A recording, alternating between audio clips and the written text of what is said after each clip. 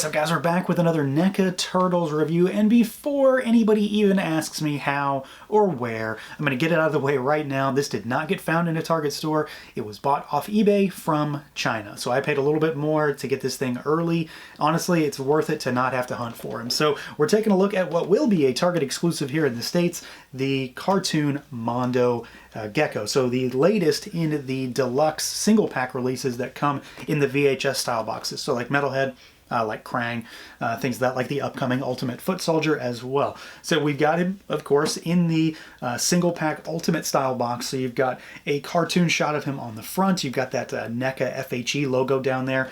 We've got some call outs on the side for the logo. And then the back of the box has a bio as well as a bunch of product shots with him and KERMA as well. So we've got that. But since, of course, this is an Ultimate style box, you do get that extra little flap.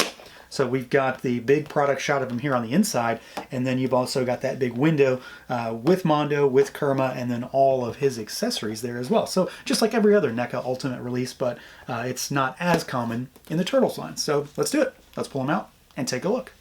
And here we go, out of the package, our cartoon Mondo Gecko. So another entry in the deluxe style line within the cartoon line. So this guy is, of course, a little bit different. He's not a big figure, so we're not talking Metalhead.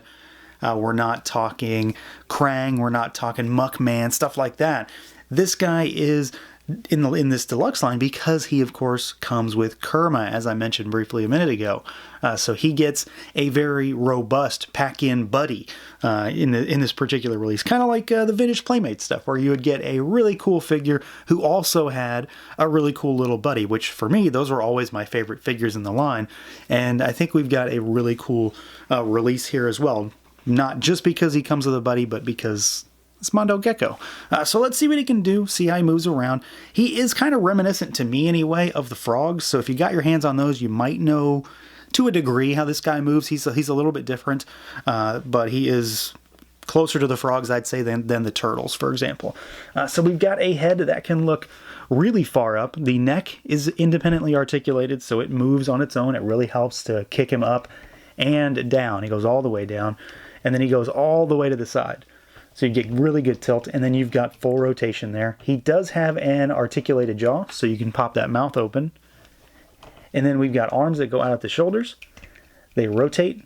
You've got a bicep swivel hidden under the sleeve. You've got a single jointed rotating elbow. We've got hinges and rotation at the wrist. And then we've got a diaphragm cut, so he goes backwards, forwards, side to side, and then you do have rotation there. You've also got rotation at the waist itself.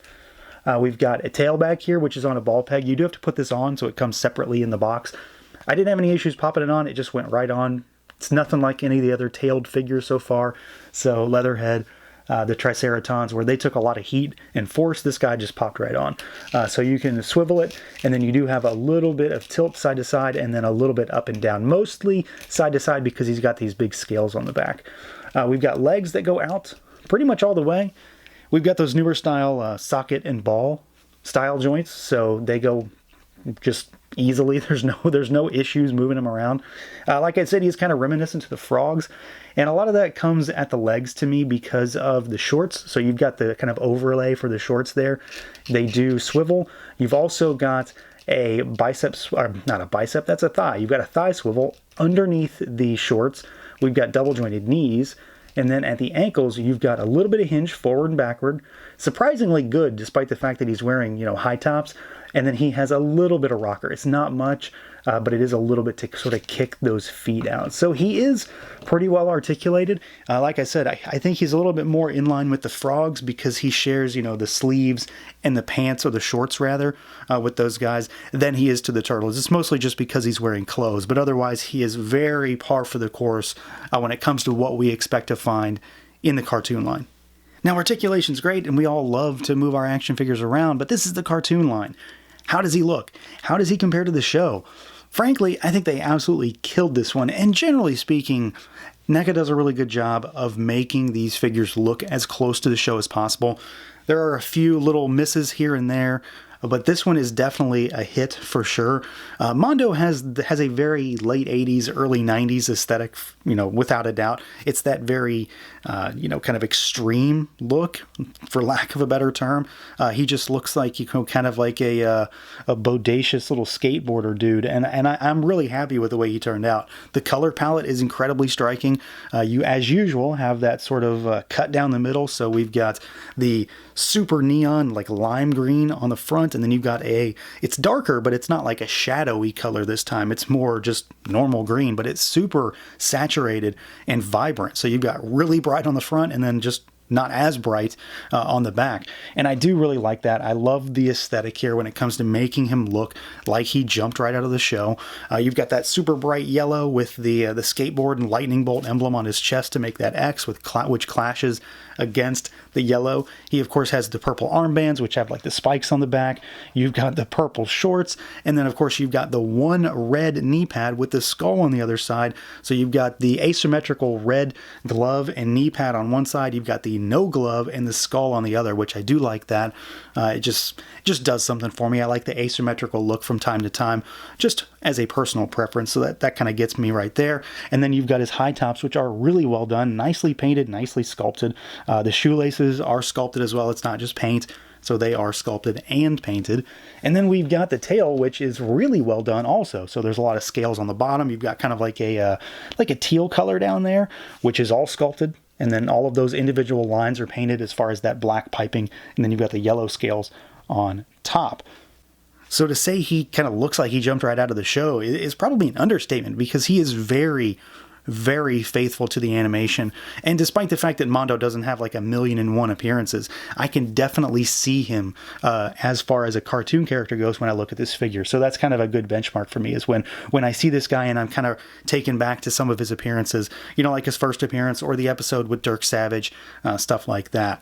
And then, of course, he is topped off with this head sculpt, and he just looks, kind of like a Burnout, really. He just kind of looks like a Burnout almost. Like he is exactly what you think like a punk extreme skater of this particular era might look like. You've got that shock of hair, you've got the backwards cap again, and almost like kind of sleepy eyes, but the ability to open that mouth, I think, changes him up quite a bit. You do have some exposed teeth, you've even got the tongue painted in there, and just being able to open or close that mouth really does change his overall expression and just how he's going to look on your shelf. So I really think they nailed it. It's a great sculpt. He's a very unique piece as far as this line goes.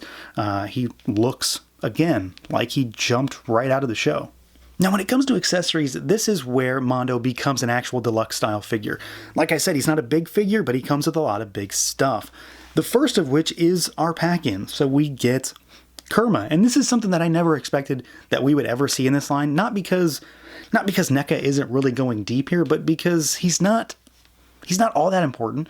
He's probably not something a lot of folks remember, really. I mean, let's be honest. A lot of people probably don't remember this guy. He has you can count him on one hand how many times he appears in the show, and it's all in the later half of the show as well.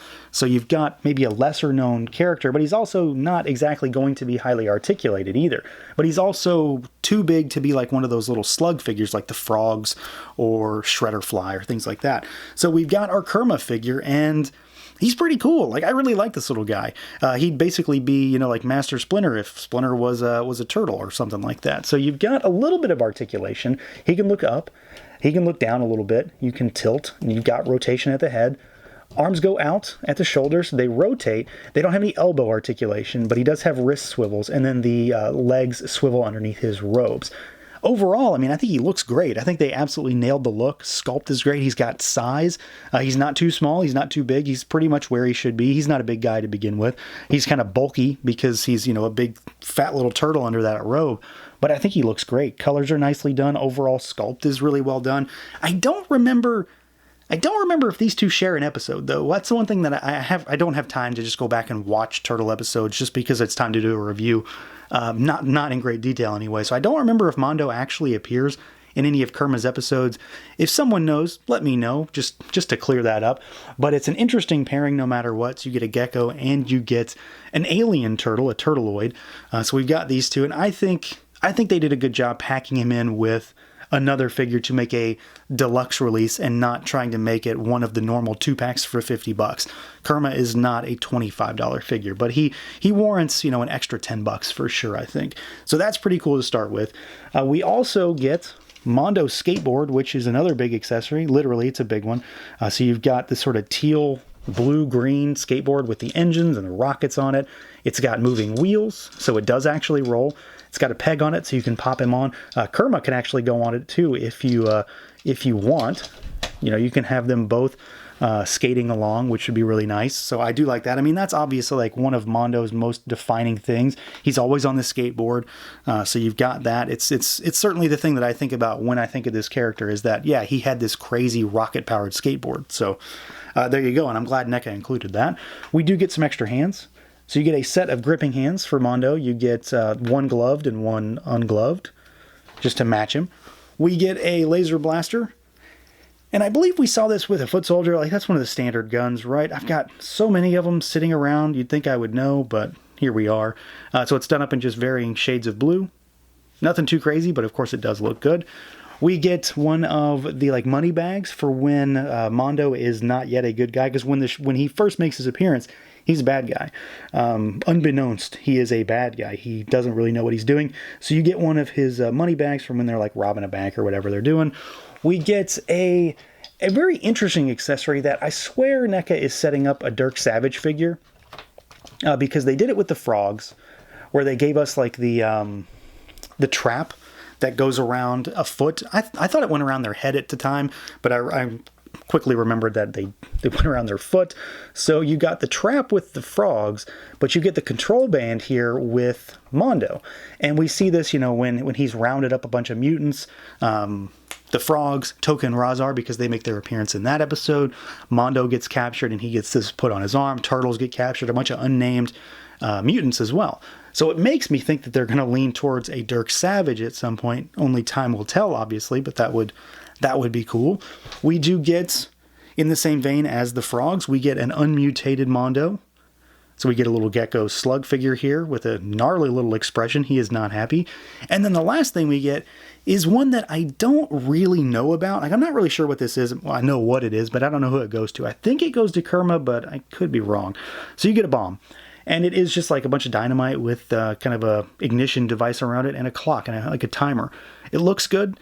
I just don't remember it. There's always something in one of these sets that I just don't remember and can't place. I think I did a pretty good job with this particular set. Like, I know pretty much everything that's going on here. But this one's throwing me for a loop. Someone will probably tell me and I'll be like, yeah, that's exactly what it is. I should have remembered. But there's only so much nerd knowledge I can keep in my head. So we do have a really solid set here. Again, for a deluxe, $35 set, I think this is a really good set of accessories for Mondo. So you get KERMA, you get the big skateboard, and then you still get a solid array of accessories for Mondo himself beyond that. So all in all, there's a lot of stuff in this box. So yeah, overall, this is a good one. I'm really happy with this. I was really curious to see what was going to happen with this particular set because it's obviously the odd one out. It's not a deluxe figure in the sense that it's a big figure. It's a deluxe figure in the sense that it comes with a lot of bigger stuff. And I'm actually pretty happy that they did this because, like I said, KERMA doesn't warrant being a 2-pack figure. He's not that kind of figure, so throw him in with somebody else. But you probably can't throw him in as an accessory in a 2-pack. Then it'd probably be too much. With Mondo, with KERMA, with the big skateboard, I think it's a nice mix. And then overall, all the stuff in here is really well done. Mondo himself moves well, looks fantastic. I'm really happy with everything he comes with, and KERMA is a great little bonus because he also looks fantastic. He doesn't do a lot, but he moves well enough, and let's be honest, it's another little turtle that you're going to enjoy throwing on your shelf.